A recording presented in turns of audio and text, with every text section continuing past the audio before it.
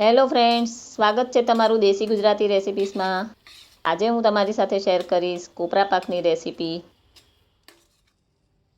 Perfect માપ સાથે આજે આપણે કોપરા પાક બનાવીશું અને એ પણ એકદમ નરમ અને 10 જ મિનિટમાં તૈયાર થઈ જશે।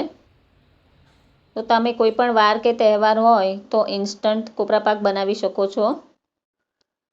અને અહીં મેં જે સામગ્રીનું માપ લીધું છે તે 2 કપ કોપરાના છીણના હિસાબથી લીધું છે।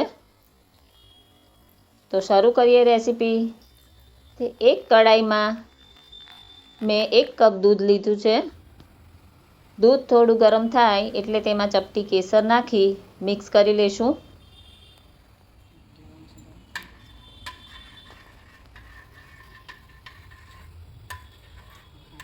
હવે તેમાં પોણો કપ ખાંડ નાખી અને હલાવીને મિક્સ કરતા રહેવું।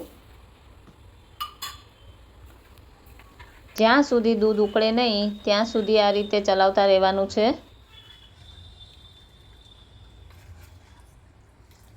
હવે તેમાં 2 ટેબલસ્પૂન મલાઈ નાખી અને 4 થી 5 મિનિટ જેવું ઉકળવા દેશું।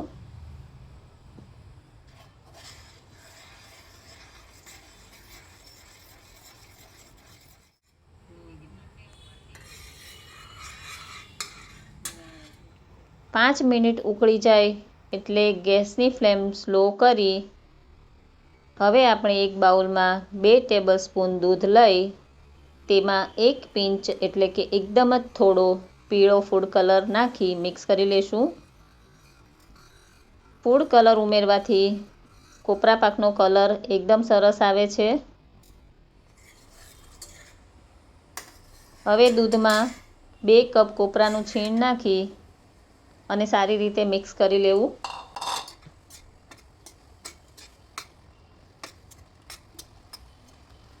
મને થોડું કોરું લાગે છે એટલે તેમાં વધુ 2 ટેબલસ્પૂન દૂધ એડ કરું છું। ઘણીવાર એવું બને છે કે કોપરાનું છીણ એકદમ સૂકું આવી જાય તો દૂધ ઉપરથી એડ કરવું પડે છે અને ઓઇલી હોય તો દૂધ એડ કરવાની જરૂર નથી પડતી।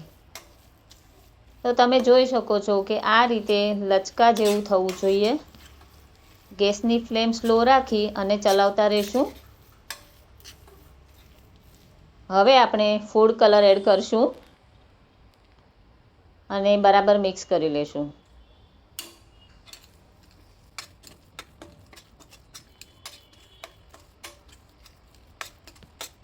અને છેલ્લે 2 ટીસ્પૂન ઘી નાખી અને હલાવી લેશું।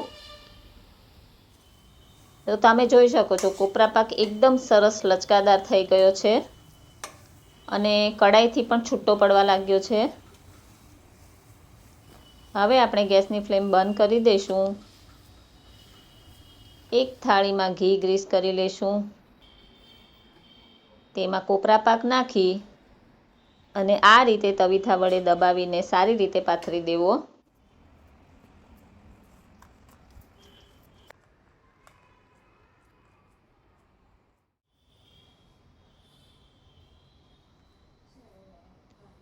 તો મારી પાસે સિલ્વર વર્ક છે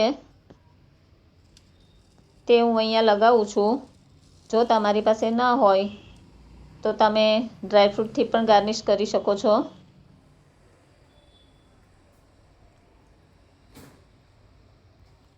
ચાકુ વડે ચોરસ પીસ કરી લઈએ।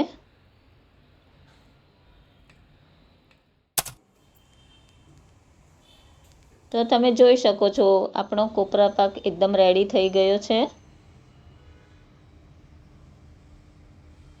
ફ્રેન્ડ્સ, જો તમને મારી રેસિપીઓ ગમતી હોય તો મારા વિડીયોને લાઈક કરજો, શેર કરજો અને તમે મારા ચેનલ પર નવા હોય તો ચેનલને સબસ્ક્રાઈબ કરી અને બાજુમાં આપેલી ઘંટી પર ક્લિક કરજો જેથી કરીને તમને મારા નવા આવનારા વિડીયોની નોટિફિકેશન સૌથી પહેલાં મળે।